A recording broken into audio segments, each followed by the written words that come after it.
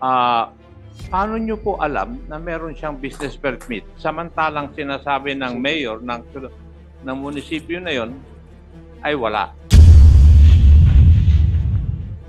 Sa barangay ko po yon, Mr. Chair, kasi Teka, hindi mo ako sinasagot eh. Sagutin mo muna yung tanong ko bago ako magtatanong uli. Ang trabaho mo ngayon dito ay sumagot po sa aking katanungan. ang alam ko po kasi Hindi. Sagutin mo yung tanong ko. Umiiwas ka kagad eh. Lumalabag ka na to sa iyong jurisdiction eh. Kapitan. Alam mo pala na kailangan yung municipal business permit. Pero pinapayagan mo. Hindi po ba may problema ka na doon? Maski tanungin mo yung abogado ng kaibigan mo, may sabit ka, Kapitan. Mr. Chair, Yes, Congressman Arco. may I ask some questions from the barangay captain concerned? Kapitan, kayo po nagsabi na meron pong business permit, yung pong junk shop na yun. yes, Mr. Chair. Paano nyo po alam na meron siyang business permit samantalang sinasabi ng mayor ng munisipyo na yon ay wala? Sa barangay ko po yon, Mr. Chair, kasi Teka, hindi mo ako sinasagot eh. Sagutin mo muna yung tanong ko bago ako magtatanong uli. Ang trabaho mo ngayon dito ay sumagot po sa aking katanungan. So, paano mo nalaman na may business permit yung junk shop na yon samantalang ang sinasabi ng iyong mayor ay wala pong business permit?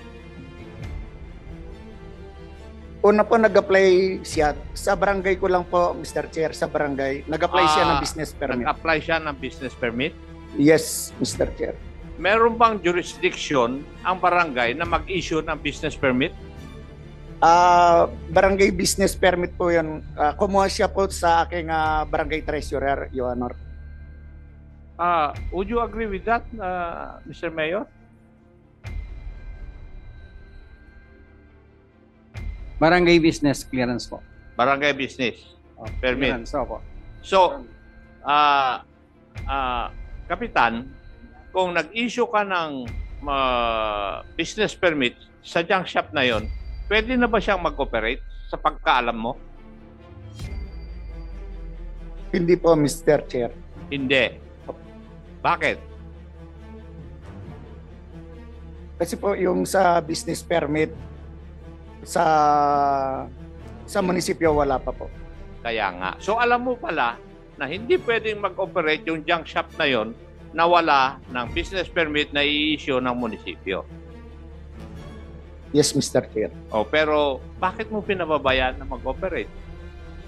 Nasa jurisdiction mo yung junk shop na yon.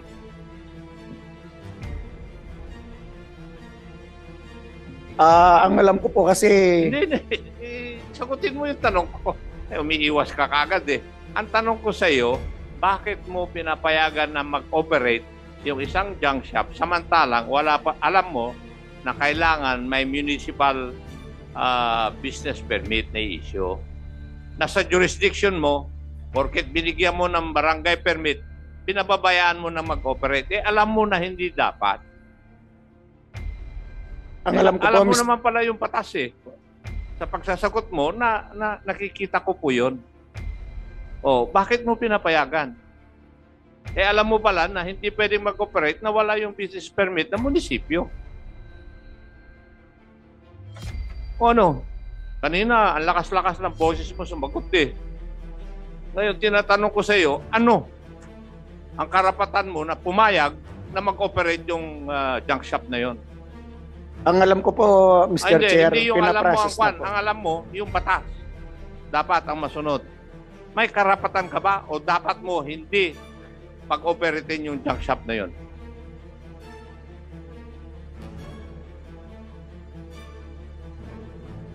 Kasi lumalapag ka na doon sa iyong jurisdiction eh. Kapitan. Eh, alam mo pala na kailangan yung municipal business permit. Pero pinapayagan mo. Hindi po ba may problema ka na doon?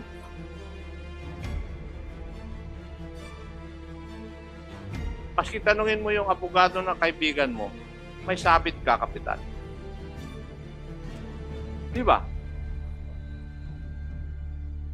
Maraming salamat, Mr. Chairman. Gusto ko lang ipaalam sa kapitan na medyo may diferensya yung kanyang ginagawa. Thank you, Congressman Akop. Yes, Congressman. Nadigdag lang ako. Medyo, ngayon ko lang naintindihan yung issue. Hindi ko siya masyado naintindihan kanina. So, Kapitan, kailan nagsimula yung construction doon? Kaninong panahon? Sinong mayor? Si mayor ba? Mayor Gonzales? Or kay Mayor Tumang yung nagsimula? Mayor Tumang po. Kay Mayor Tumang nagsimula. Okay, so gaano kalaki yung junk shop mo? Bali, ano po yun may higit 100,000 square meters po yung nasasakupan. Natanong na kanina yun, parang nadinig ko yung kanina. So 100, ha? 10 hectares po. Kasi Your Honor. 10,000. Junk shop lang yun? Ang galing ha? Yes ha, junk shop. 10 hectares ha? At tapos, sino may-ari nun? Mr. Alex Goong po. Ayun, ngayon, at least yan na, okay. At sabi mo, Mayor, hindi ka nakakapasok ba? Nung una po, nakapasok po hanggang dun sa office lang. Ngayon, when was the last time that you entered the Yesterday premises? po, nagkaroon ng joint ocular inspection sa provincial government at saka yung municipality po. Napasok na po. Napasok po namin yung mga luxury building. Junk shop yun May mga luxury building po. At Ano laman po ng luxury buildings? parang 5-star hotel po. 5-star hotel. Kapitan, totoo ba yung sinasabi ni Mayor? Meron May po. mga luxury building? Totoo ba yun? Yes or no? Mataas Yes or po. no? You're under oath ha? Nag-oath ka ba? Yes. Yes po. Oh. CFE. Ganda mong sagot. Ganda mong sagot. May mga luxury buildings sa tulad ng sinasabi ni Mayor. Pag sinagot mong hindi, si Mayor ang nagsisinungaling, siya ang pa-contempt namin. Kapag ikaw nagsinungaling, ikaw naman pa-contempt namin. So may mga luxury buildings ba doon? Wala po. Wala. So nagsisinungaling si Mayor.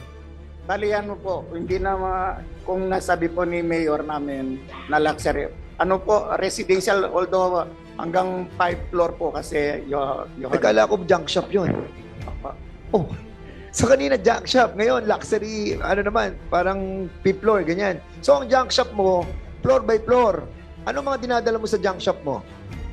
ano po yung mga kalakal yung nakikita kong dinideliver po. So lahat ng floors na yon, doon mo nilalagay yung mga yung mga kalakal. Ano po, pero po doon sa building na residential niya, Oh, pero may building doon at doon mo nilalagay yung mga nakukuha mo kalakal. hindi po, bali sa warehouse po, bali nandito yung building tapos yung mga warehouse nasa loob din po ng compound. Pero may mga building sa pinagawa si Mayor Tumang doon. Di ba?